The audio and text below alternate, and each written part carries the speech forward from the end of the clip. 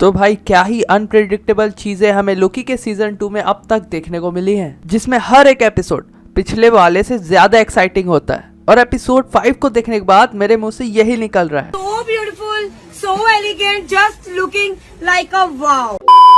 तो एपिसोड 5 वहीं से स्टार्ट होता है जहां से एपिसोड 4 की एंडिंग हुई थी, यानी कि टीवीए के तबाह होने से पहले। तो एपिसोड के स्टार्ट में हमें ये देखने को मिलता है कि लोकी पूरे टीवीए में अकेला बचा है और वो हर जगह घूम रहा है और उसकी टाइम स्लिपिंग वापस से चालू हो चुकी है। और थोड़ी ही देर में हमें देखने को मिलता है कि पूरा टीवीए रस्सियों के रूप में कन्वर्ट होते जा रहा है और पूरा टीवीए तबाह होने से पहले ही लोकी वहां से टाइम स्लिप कर जाता है। वहां से टाइम स्लिप करने के बाद लोकी पहुंच जाता है सैन फ्रांसिस्को कैलिफोर्निया 1962 के टाइम में। और फिर हमें एक और रियल लाइफ इवेंट से इंस्पायर्ड सीन देखने को मिलता है और हमें ये पता चलता है कि केसी का असली नाम फ्रैंक मॉरिस है, जो कि रियल लाइफ में एक प्रिजनर था जिसने अपने दोस्तों के साथ एल्केट्रास की जेल को एस्केप किया था। और वैसा ही हमें देखने को भी मिलता है जिसमें वो अपने प्रिजन में अपना डमी को रख देता है और वो अपने साथियों के साथ वहां से एस्केप कर जाता है। केसी से मिल लेने के बाद वो जस्ट चले आता है 2012 में, जहां उसे हंटर B-15 देखने को मिलती है, जो कि रियल लाइफ में एक डॉक्टर होती है। और उससे जस्ट आमना सामना होते ही वो वहां से टाइम स्लिप कर जाता है और पहुंच जाता है 2022 के ओहायो में, जहां उसे मोबियस देखने को मिलता है। और मोबियस रियल लाइफ में जेट स्की बेचता है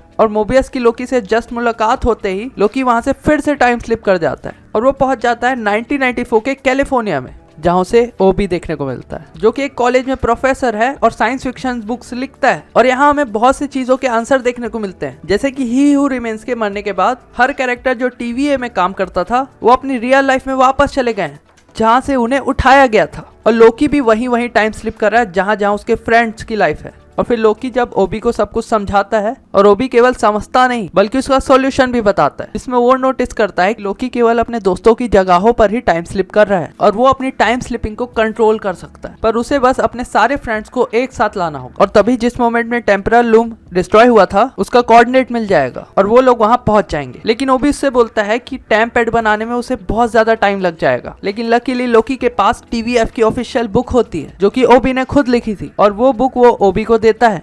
और फिर वो टाइम स्लिप करके फिर से पहुंच जाता है मोबियस के पास। हाँ, लोकी को मोबियस अपने बच्चों के साथ दिखाई देता है। फिर लोकी जब मोबियस के थोड़े पास जाता है, थोड़ी बातचीत होती है और थोड़ी देर बाद मोबियस लोकी को जेट्स की खरीदने को बोलता है। फिर लोकी उसे समझाता है कि वो जेट्स की खरीदने नहीं आया, वो उसे लेने आया है। और फिर वही एग्जैक्ट मोमेंट पे वहाँ ओबी पहुंच जाता है, जिसमें लोकी का रिएक्शन होता है कि वो इतने जल्दी टाइम पैड कैसे बना लिया। लेकिन फिर ओबी बताता है कि उसे इसे बनाने में 19 मंथ्स लग गए। और फिर वो मोबियस को बनाने के बाद ओबी के ऑफिस में ले आता है, जहाँ वो लोग आपस में मिलते हैं। और फिर वहाँ लोकी चला जाता है सिल्वी को लेने के लिए। इस सीन के स्टार्ट में हम देख ही सकते हैं टाइमलाइन डिस्ट्रॉय होना चालू हो चुकी है। और फिर सिल्वी से बात करने के बाद सिल्वी बिल्कुल ही मना कर देती है लोकी को इस प्लान में ज्वाइन करने के लिए, क्योंकि वो लोकी को रियलाइज करवा देती है कि लोकी टीवीए को बचाने के लिए नहीं बल्कि अपने दोस्तों को वापस से साथ में देखना चाहता है। और फिर लोकी वहां पहुंच जाने के बाद सबको बोलता है कि सब लोग वापस चले जाओ। और लोकी के इतना ही समझाते ही और उतनी ही देर में हमें सिल्वी के टाइमलाइन में ये सीन देखने को मिलता है कि वो गाना सुन रही होती है और वहां की टाइमलाइन डिस्ट्रॉय हो जाती है और वहां की टाइमलाइन पूरी तरीके से डिस्ट्रॉय होते रहती है। और उसे रियलाइज होता है कि कोई भी सेफ नहीं है और वो लोकी के पास चले जाती है। लेकिन सिल्वी के जस्ट पहुंचते ही वो वाली टाइमलाइन भी डिस्ट्रॉय होने लगती है। लोकी अपने आंखों के सामने सबको खत्म होते हुए देख पाता है, जो कि मेरे लिए बहुत ही ज्यादा शॉकिंग पॉइंट था। और फिर सब चीजों के खत्म होने के जस्ट पहले